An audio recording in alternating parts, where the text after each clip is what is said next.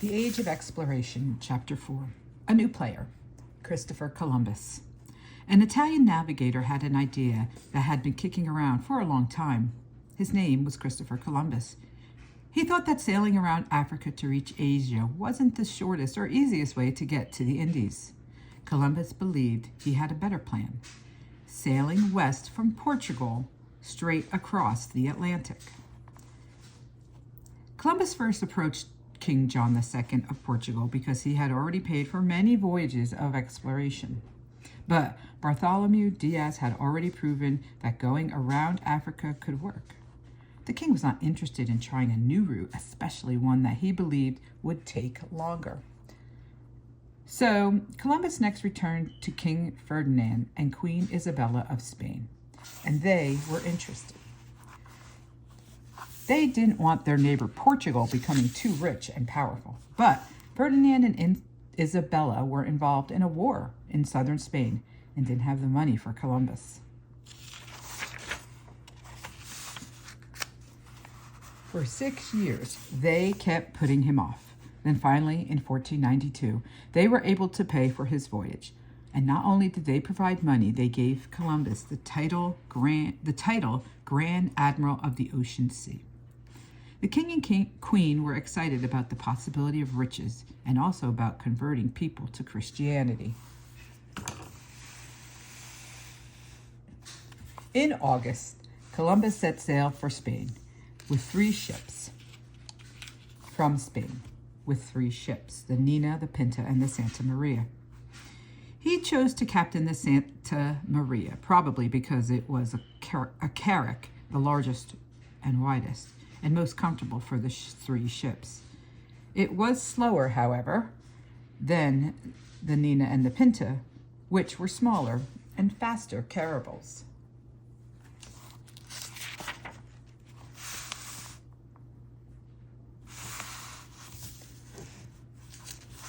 There were 86 sailors on the 3 ships, and although Columbus expected the trip to take 3 weeks, he packed enough food for a year. There were barrels of water, casks of wine, flour to make biscuits called hardtack, pleasant to eat as it sounds. Dried beef and pork, salted fish, and dried peas, and beans to eat. Life aboard the ships was exhausting and uncomfortable. The work was hard, the food was bad, and often had maggots in it. Also, it wasn't easy to get a good night's sleep because sailors slept on deck, regardless of the weather.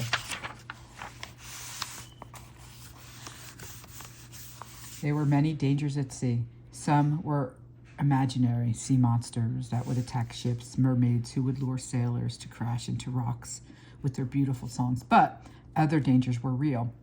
Sudden storms, accidents like getting caught in the rigging, harsh punishments for breaking the captain's rules, shipworms that ate holes in the ship's hull, lice, fleas, and rats to plague the sailors, bad water to make them sick, and a mysterious disease called scurvy.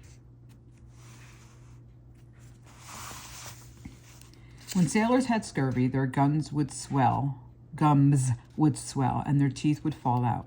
Healed wounds would reopen. Many died. It was thought that scurvy was contagious, but it wasn't. Much later, it was discovered that scurvy was caused by lack of vitamin C. If the sailors had had oranges or grapefruits or lemons to eat, they wouldn't have fallen sick with scurvy. Unfortunately, none of these fruits grew in Europe at that time. The trip was taking much longer than Columbus had told the crew. The sailors were getting scared. They began to grumble. Columbus was worried about a mutiny. A mutiny is when members of the crew had band together to make the captain take prisoners and take over the ship. Columbus came up with a cleaver way to trick his crew and avoid the mutiny. He kept 2 logs. 1 log, all false entries. Each day the log said the ships had sailed only a few miles. Columbus let the crew see the log. The men were less scared, thinking that they had not traveled very far. And in the other, secret log, Columbus wrote down the real distance. In truth, the journey was much longer than Columbus had expected.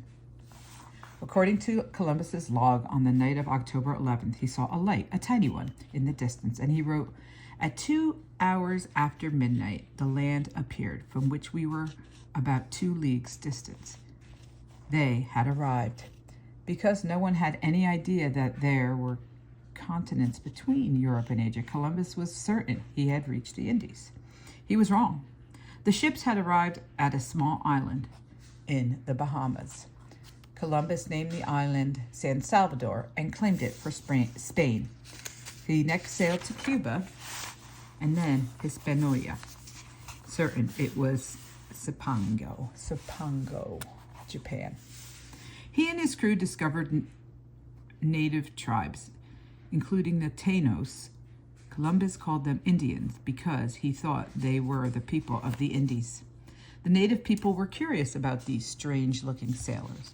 They welcomed Columbus and his crew, bringing them food and water and giving them gold jewelry in exchange for trinkets, like glass beads, strings of bells, and real wool hats.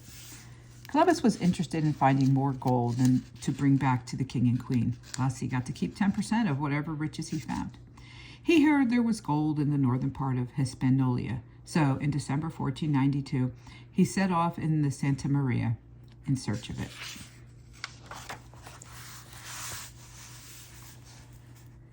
In the early hours of Christmas morning, however, the Santa Maria hit a reef and sank. Columbus then needed more ships, and for them, he had to return to Spain. The Pinta, however, had been off exploring the area, and Columbus didn't know where the ship was. That left the Nina. There wasn't enough room for everyone aboard, so he had to leave 39 crew members behind.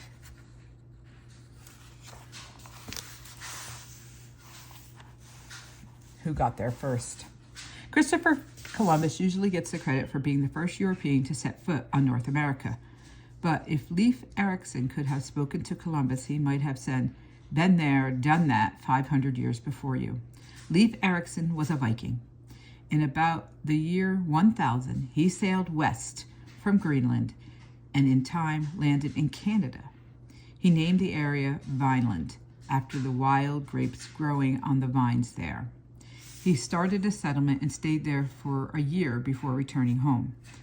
Other Vikings sailed there later and stayed for a few years.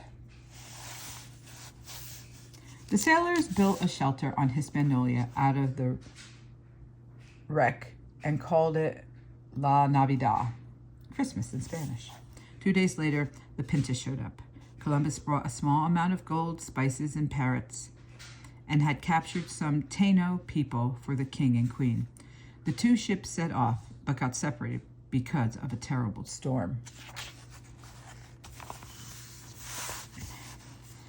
Both, however, made it back to Spain, and although Columbus didn't bring back much treasure, there was much celebrating when he returned.